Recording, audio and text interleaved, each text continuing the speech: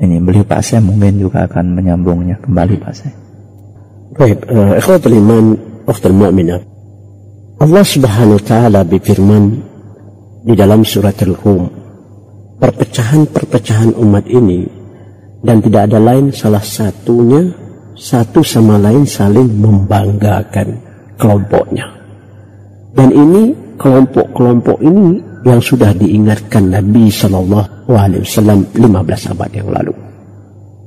Akan datang di akhir zaman umatku berpecah 73 pecahan. Dan banyak hadis-hadis yang menjelaskan masalah ini dikarenakan apa? Karena kita mengikuti kemauan-kemauan terutama kalangan-kalangan yang non-Islam, al-Yahud. Dan Allah Subhanahu wa taala memberikan kita peringatan. Kama qala Allah taala, "Minal ladzina farraqu dinahum wa kanu syi'an wa kullu hizbin bima ladayhim farihun."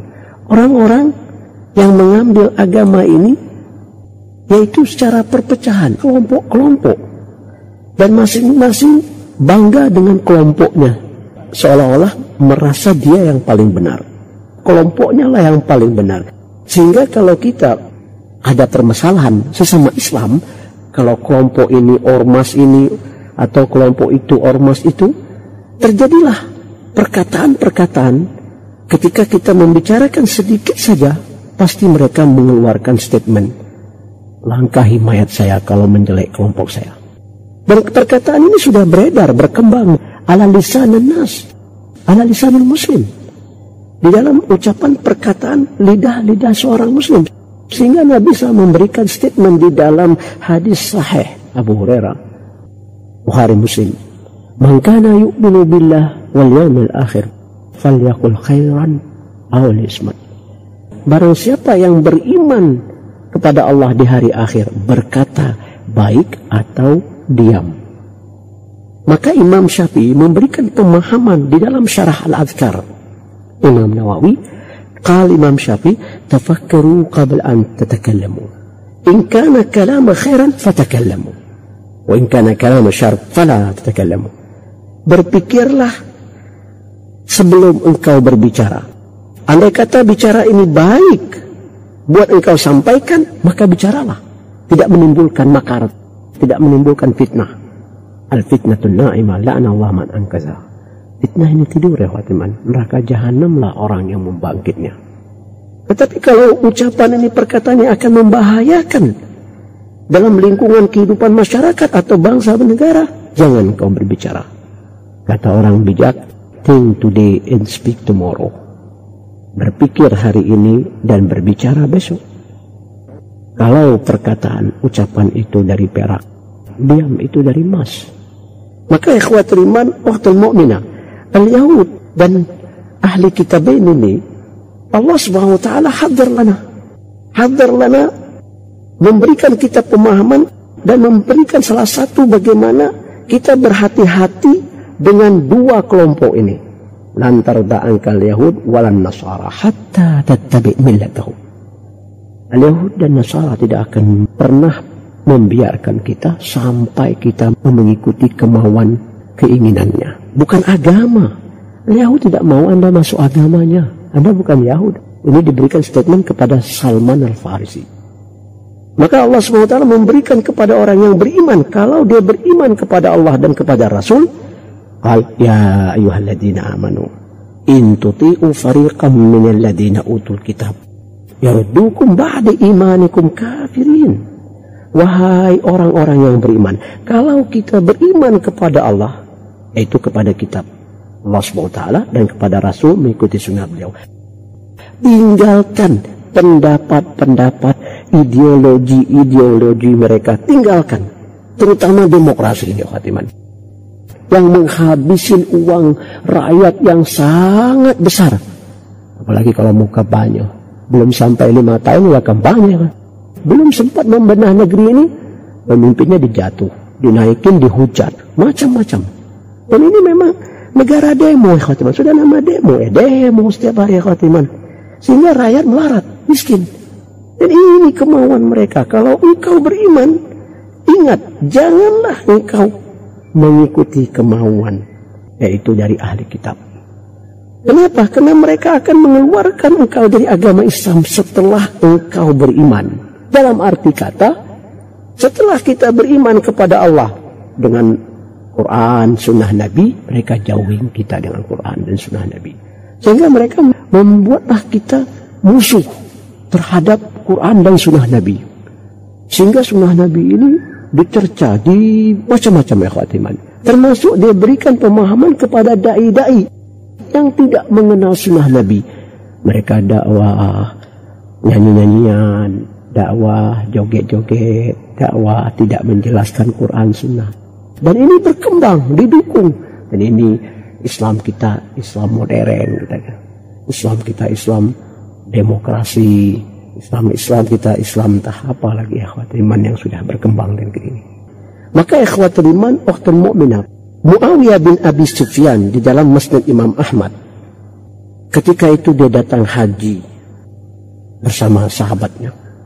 Ketika sampai di Mekah, Muawiyah bin Abi Sufyan, falamma qadam Makkah qama hina salat dhuhr. Qal, setelah salat dhuhr dia bangun, dia mengatakan, inna Rasulullah sallallahu alaihi wasallam, Rasulullah sallallahu alaihi wasallam pernah bersabda, inna ahli kitabin iftaraku fi dinihim ala ithnain wa sab'ina millah.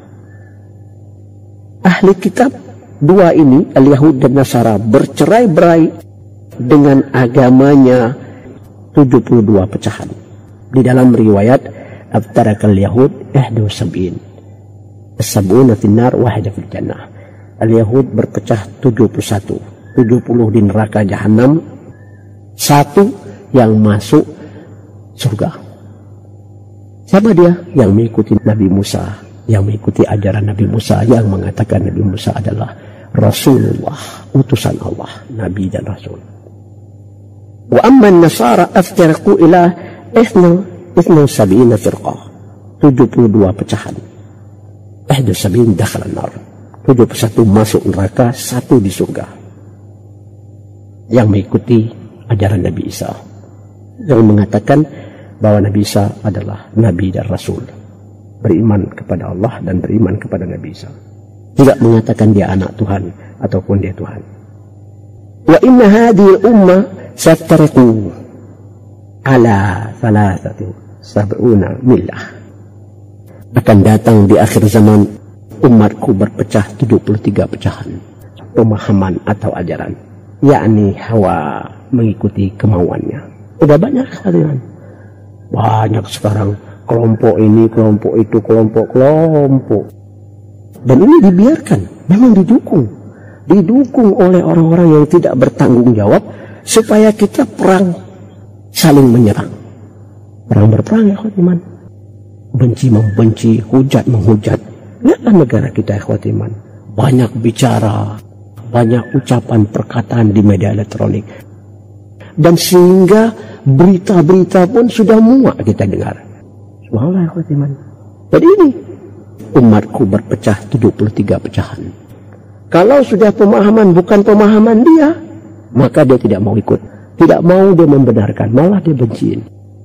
Sehingga di masjid pun kita masuk sekarang, ada masjid A, ada masjid B, ada masjid C, tuh macam-macam. Orang-orang sana bertepuk tangan, dia bilang udah, mereka sudah berantem, kita nggak perlu turun ikut-ikutan.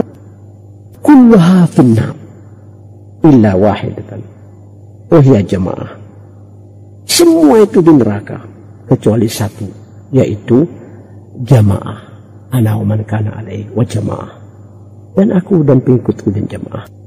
Maka ikhwatul iman, ukhtul mu'minah, di dalam Islam sudah jelas Nabi SAW dari firman Allah Subhanahu wa Ta'ala di dalam surat Al-Maidah, kita ini disebut khair ummah, khair nas bin nas, atau khair nas man anfa'an nas, khair quruna qarni, thumma alladhi yalinahu, thumma alladhi yalinahu. Manusia yang paling mulia hidupnya di muka bumi ini adalah manusia di zaman abad Rasulullah. Masih manusia yang mengikuti selanjutnya dan selanjutnya. Abad yang paling bagus adalah abad Rasulullah. Selanjutnya dan selanjutnya. Generasi ini tiga yang memberikan kita pemahaman Islam. Karena Allah Ta'ala, wa ta'awunu 'alal birri wat taqwa. Wala ta'awunu ala ismi wal udwan. Berbondong-bondonglah kita tolong menolong dengan takwa, dengan mendapat kebaikan tambahan di hadapan Allah SWT. Jangan tolong menolong dengan dosa dan kebencian. Dan ini kembali lagi pemahaman-pemahaman yang non-Islam. Anas bin Malik qala Rasulullah sallallahu alaihi wasallam, ansur akhaka zaliman aw mazluman. Selamatkanlah saudara engkau yang zalim. Yang zalim, akhwatul iman, yang menzalimi kita. Aw mazluman, ataupun yang dizalimi.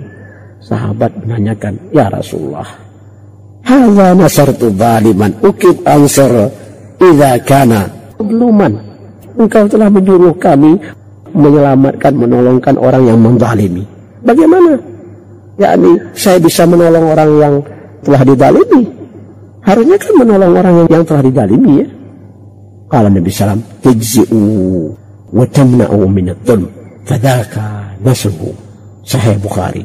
Engkau selamatkan dia dari perbuatan-perbuatan yang menzalimi orang, dan itulah engkau berikan pemahaman ini kepada dia supaya dia tidak berlaku zalim. Nah, lihat akhwatul iman, banyak sekarang kalangan masyarakat kita yang menzalimi manusia, yang menzalimi semua orang, dan selamatkan mereka. Dan ini tanggung jawab ahli ilm, al-fuqaha, yang di negeri ini bisa memberikan pemahaman-pemahaman yang mana ikhwatul iman diberikan agar mereka tidak melakukan kezaliman. Di dalam riwayat ikhwatul iman sahih, dan ini salah satu bagaimana kita bermasyarakat dari Nabi SAW, qal al-mu'minu alladhi yukhalitun nasa wa yasbiru ala adahum khairun min alladhina la yukhalituhum wa la yasbiru ala adahum. Dalam Musnad Imam Ahmad, sungguhnya orang yang beriman itu dia sabar. Orang yang beriman itu yang selalu bergaul dengan manusia dan sabar apabila ada sesuatu yang menyakiti dia. Dan itu lebih baik daripada orang yang beriman yang tidak bergaul, yang tidak sabar apa yang akan menimpa dirinya. Maunya enak aja, ikhwatul iman. Di dalam sahih juga, ikhwatul iman, hadis ini memberikan kita pemahaman-pemahaman yang sangat luas di dalam Sunan Abu Daud. Karena kala Nabi SAW, man da'a ila huda kana lahu minal ajri mithlu ujuri man ittabahu ila yaumil qiyamah la yanqusu dzalika min ujuri syai'an. Barang siapa yang memberi satu kebaikan pemahaman yang telah dicontohkan Nabi SAW, dia akan mendapat pahala orang yang mengerjakan, menegakkannya, kebaikan itu tidak akan mengurangnya sampai di hari kiamat sedikit pun. Di dalam kubur pun dia akan dapat selagi orang itu mengamalnya. Uman da'a ila zalalatin kana lahu minal ism mithli athami man ittaba'u ila yaumal qiyamah la yanqus min dzalika athanihim syai'an.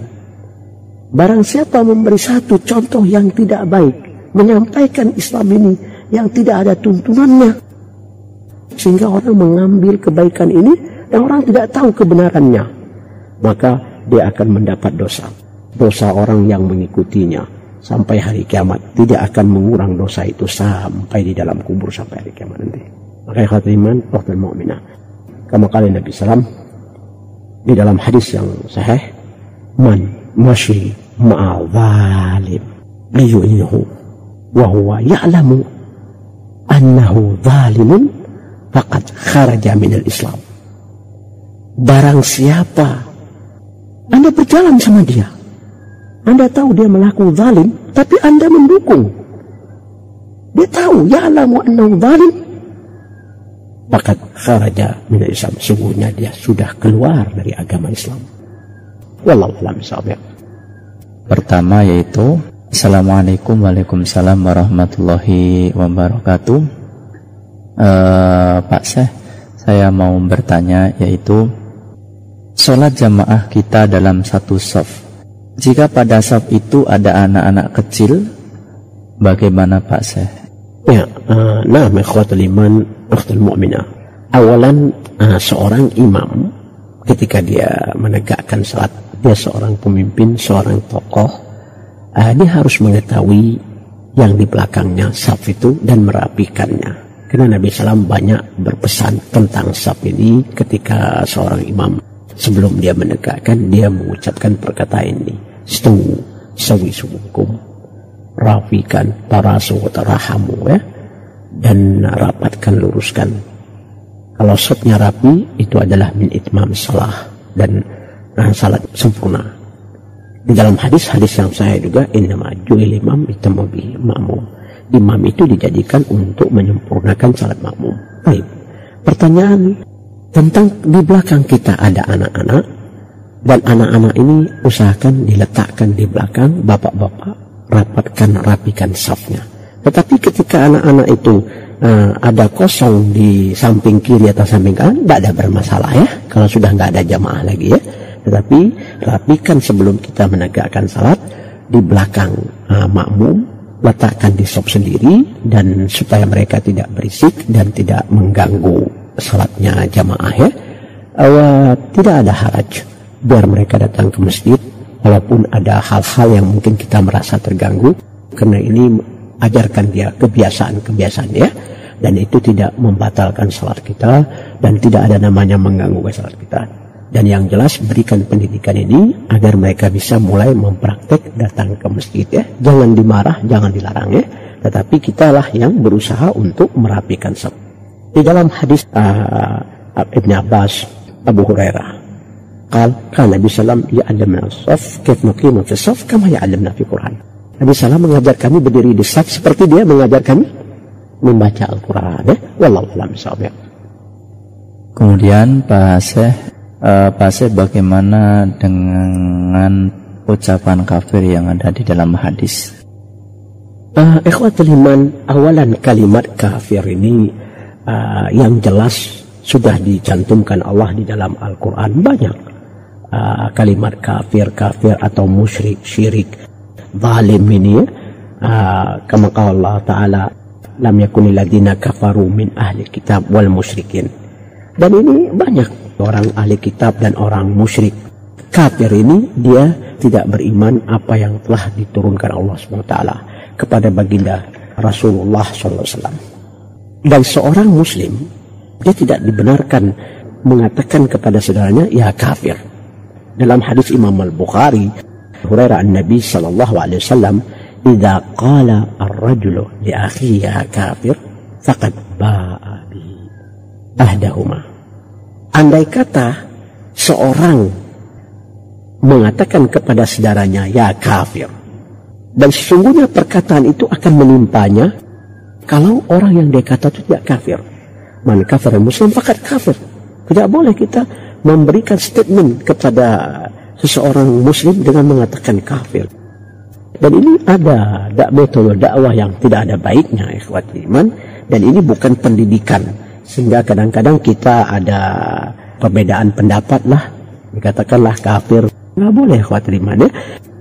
Jadi harus kita berikan statement pemahaman apa maknanya ya, supaya kita jangan menyalahkan orang, dan luruskan saja itu lebih baik dalam dakwah ya.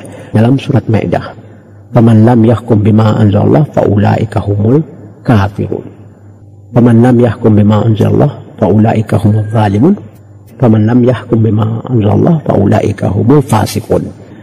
Dalam ayat ini, barang siapa yang tidak berhukum dengan hukuman yang telah diturunkan Allah, maka dia adalah orang kafir.